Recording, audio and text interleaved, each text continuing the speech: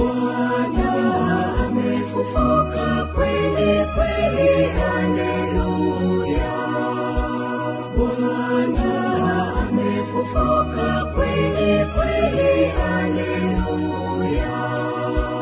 Utukufu na ukuu yeye, hata yeye milele milele, haleluya haleluya haleluya.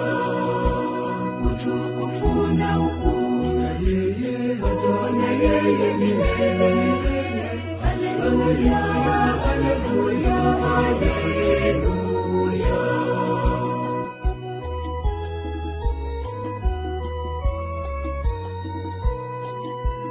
Kamtokea Simoni mitume waeleza jinsi Bwana Yesu alivyoonekana katika kumenya mkate.